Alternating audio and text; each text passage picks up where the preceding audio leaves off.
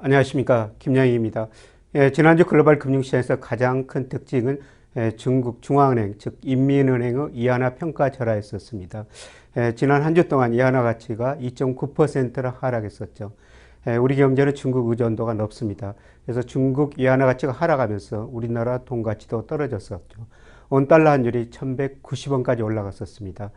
다행스럽게 주말에는 1174원으로 하락했습니다만은 원화 가치 영향을 크게 받았습니다. 지난주 글로벌 금융시장인데요. 대체로 국제시장 큰 변동은 없었습니다. 그러나 글로벌 금융시장에서 채권시장에서 나타난 주요 특징 중에 하나가 우리 국채 수익률 10년짜리가 미국에 거의 접근해 가고 있다는 겁니다. 국채 수익률은 앞으로 경제 성장이 어떻게 되느냐, 물가가 어떻게 되느냐 이걸 나타내는 건데요. 우리나라 국채 수익률이 미국에 접근해 가고 있다는 것은 앞으로 우리나라 경제 성장률, 물가 상승률이 그만큼 떨어질 거라는 겁니다. 우리 경제의 미래가 그렇게 밝지 않다는 뜻이죠.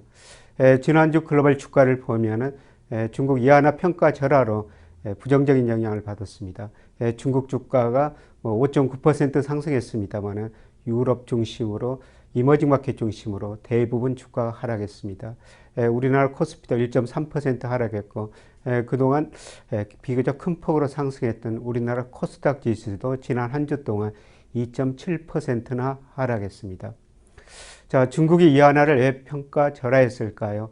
글로벌 한일 전쟁이라는 이야기가 나오는데요.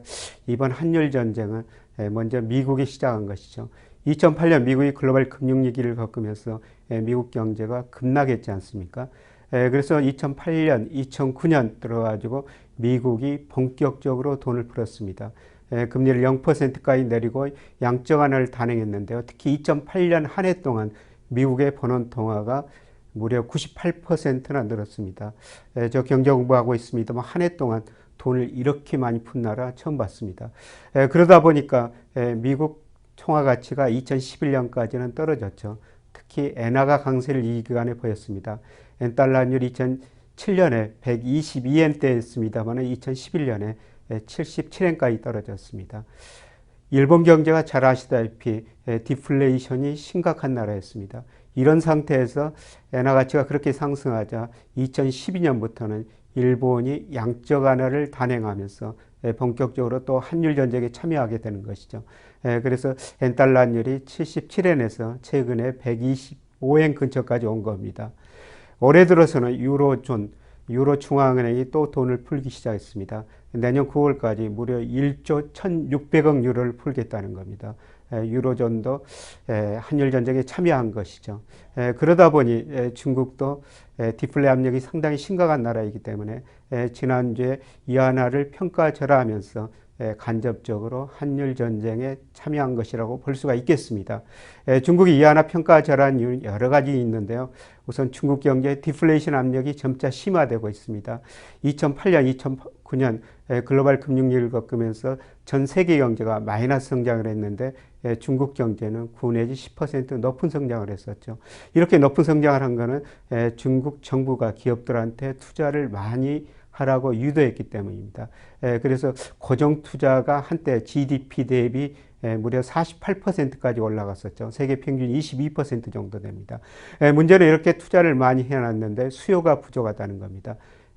그래서 중국 대부분의 산업에서 가행 투자가 나타나고 있는데요. 예를 들어 철강 산업 하나만 보더라도 철강 중국의 공급 능력이 13억 톤인데 실제 지금 운영되는 것은 10억 톤이라는 것입니다. 3억 톤의 초과 공급이 발생했죠. 이 초과 3억 톤이라는 게 우리나라 포스코나 현대제철 생산 능력의 무려 6배 정도에 달한다고 그럽니다.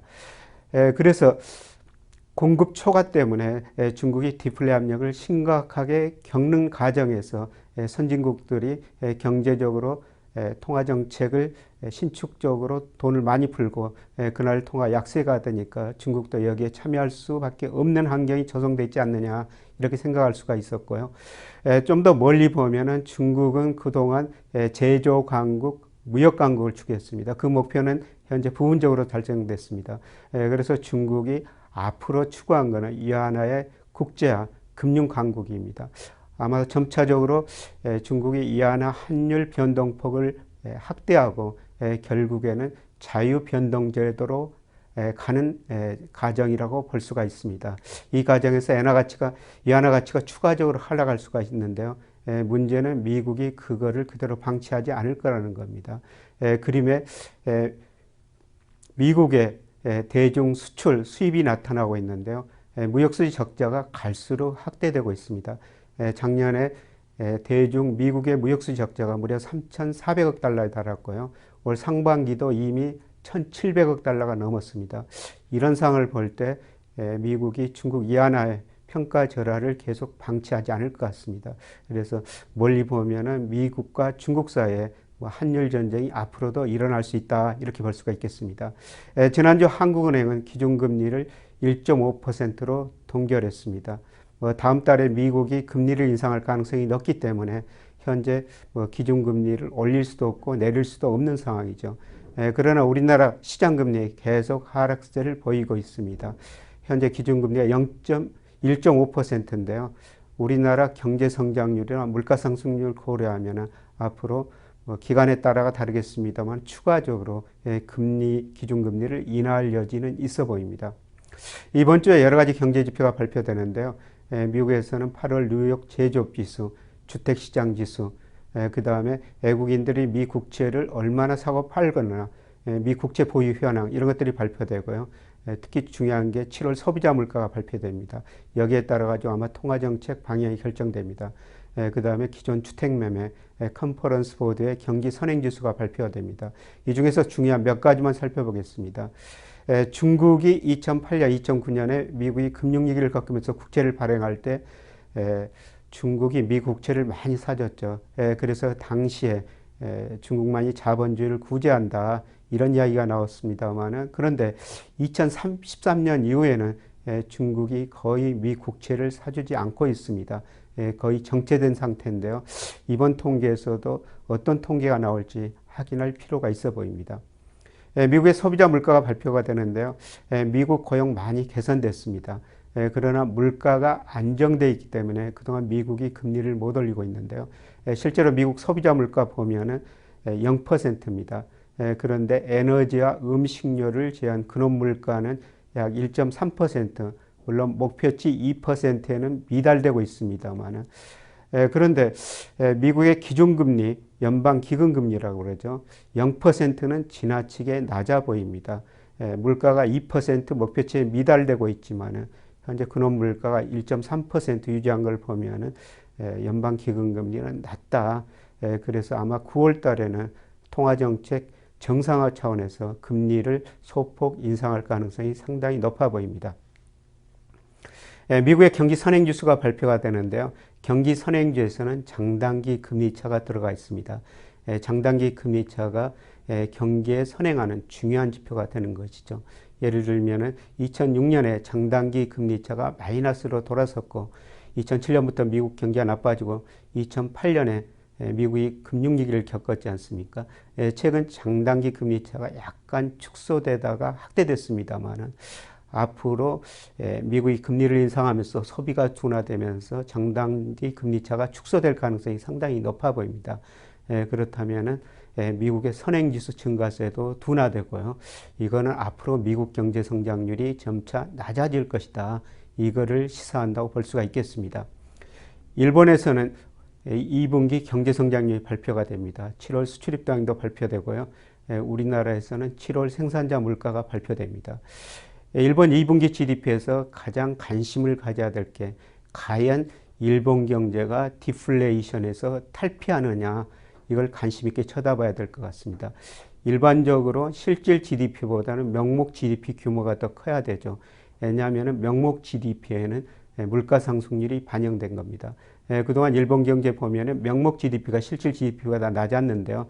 이만큼 물가가 떨어졌다는 겁니다. GDP 디플레이터라는 것은 명목 GDP를 실질 GDP로 나누는 건데요. 이게 계속 떨어졌지 않습니까? 그래서 일본 경제가 디플레이션에 빠졌다 이런 이야기를 하고 있는데요.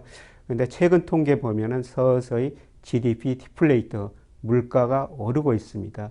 그래서 아베노믹스 어느 정도 작동하고 있다 일본 경제가 서서히 디플레에서 탈피하는 조짐이 나타나고 있다. 이렇게 해석할 수가 있는 것입니다. 우리나라에서는 이번 주에 생산자 물가가 발표되는데요. 생산자 물가 계속 3, 4% 마이너스 상태를 유지하고 있습니다. 아마 7월 생산자 물가도 국제 원자재 가격이 계속 하락하기 때문에 안정된 추세를 보였을 거로 추정이 됩니다. 뭐 생산자 물가 하락하니까 소비자 물가도 안정될 수밖에 없는 것이죠. 물론 소비자 물가가 최근 약간 반등하고 있습니다만 아직도 1%대 초반으로 한국은행이 올해까지 목표하는 2.5 내지 3.5%보다는 훨씬 낮은 수준입니다. 장기적으로 보면은 우리도 인플레이션보다 앞으로 디플레이션이 올 가능성이 상당히 높은 상태라고 볼 수가 있겠습니다. 자, 지금까지 말씀드린 거 요약드리면요. 지난주 중국이 인민은행이 이하나를 평가절하했습니다. 중국 경제 내재해 있는 디플레이션을 탈피하기 위해서 이하나를 평가절하한 것도 있습니다만 장기적으로 금융 강국, 이하나 국제화를 추구하는 과정에서 이하나 평가를 절하했다고 볼 수가 있겠습니다. 아주 멀리 내다보면 중국이 통합 바스켓 제도에서 자유 변동 환율 제도로 갈 것으로 전망이 됩니다. 지난주 한국은행은 기준금리를 1.5%에 동결했습니다. 그러나 우리나라 경제 성장률, 물가 상승률, 제반 경제 여건을 고려할 때 앞으로도 금리 인하할 여지는 충분히 있다고 볼 수가 있겠습니다. 이번 주에 미국 소비자 물가가 발표가 되는데요. 그동안 미 연준이 고용은 충분히 개선되고 있으나 물가가 안정되어 있기 때문에 금리를 못 올렸습니다. 그러나 근원 소비자 물가는 점차 오르는 추세이기 때문에 아마 9월에 연방 기금 금리를 소폭 인상할 전망입니다. 일본 경제 2분기 GDP가 발표가 되는데요.